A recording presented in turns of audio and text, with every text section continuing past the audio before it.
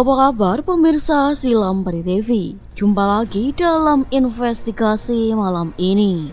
Pemirsa, masih ingat dengan kasus pembunuhan siswa SMP di Tugu Mulyo yang viral pada awal November lalu? Kini, pelaku perampokan dan pembunuhan tersebut telah diamankan oleh Satreskrim Polres Musirawas. Bagaimana kelanjutan kasusnya? Saksikan investigasi malam ini.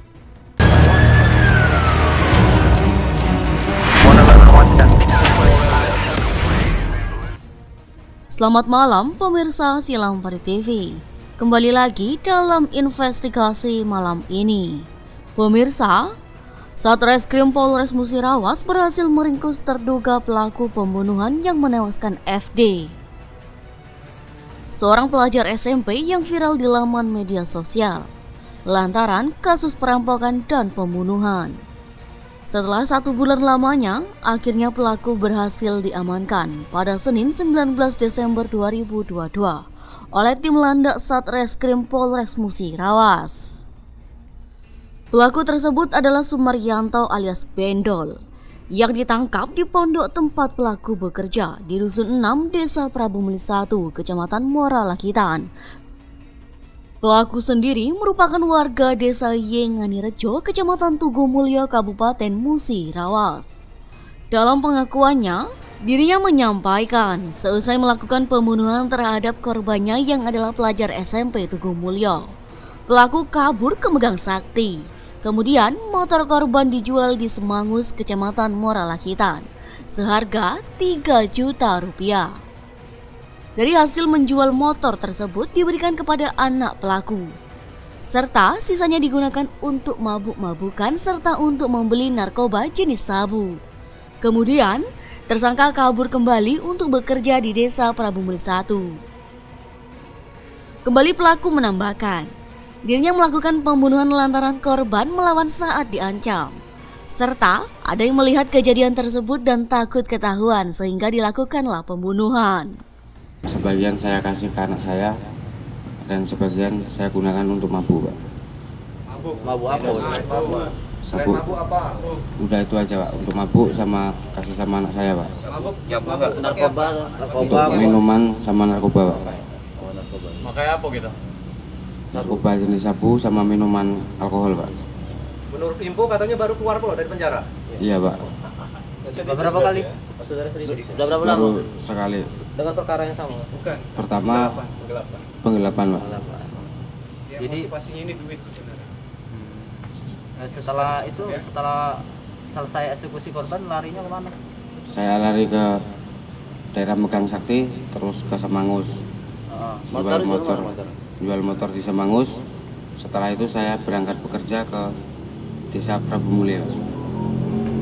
Dijual berapa motornya? 3 juta, Pak. Ya, pertama melawan, yang kedua karena ada yang lihat. Kambuan kan ya? Ada yang lihat tuh takut Kambuan. ketahuan sama orang lain. Baru keluar Makanya saya nekat untuk bunuh dia. Sementara Kasat Reskrim Polres Musirawas, Muhammad Indra Prameswara menyampaikan, berdasarkan hasil visum pemukulan pelaku terhadap korban lebih dari 6 kali, sehingga mengakibatkan bagian tengkorak wajah korban remuk. Dikarenakan pemukulan terhadap pelaku kepada korban menggunakan balok, yang ujung balok tersebut terdapat sebuah paku. Berdasarkan keterangan dari pelaku, untuk pelaku memukul korban sebanyak 6 kali.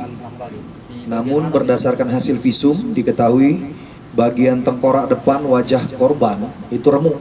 Jadi sudah tidak bisa dihitung berapa kali dipukul menggunakan balok kayu. Kemudian bagian depan tangan kanan itu semuanya remuk. Bagian depan tangan kiri semuanya remuk. Kemudian bagian belakang kiri kepala itu juga terluka. Kemudian bagian belakang punggung pun ada mengalami luka lebam. Jadi berdasarkan hasil visum bisa lebih dari 6 ketuk lubang pada balok ini ada paku. Jadi ada 2 lubang di atas telinga bagian kiri, kemudian di pembuluh nadi di pergelangan tangan. Ya, jadi ada paku di bagian kayunya ini, di bagian ujungnya ini.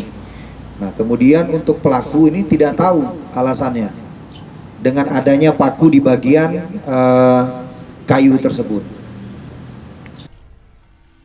Kemudian, guna untuk memperjelas kejadian, Satreskrim Polres Musirawas menggelar prarekonstruksi, di mana dalam prarekonstruksi tersebut terdapat 13 adegan yang diperagakan oleh pelaku dan peran pengganti. Kita melakukan prarekonstruksi yang baru saja kita lakukan. Tujuannya adalah untuk memperjelas situasi perkara dan pada saat terjadinya peristiwa sehingga memudahkan proses penyidikan dan pemenuhan alat buktinya. Kurang lebih ada 13 adegan yang kita lakukan rekonstruksi atau prarekonstruksi yang dilaksanakan di lapangan belakang Markas Komando Polres Musirawas sebagai pengganti tempat kejadian peristiwa. Pemirsa, demikianlah tayangan investigasi malam ini. Semoga kita dapat mengambil hikmah dari setiap kejadian. Sampai jumpa di investigasi selanjutnya.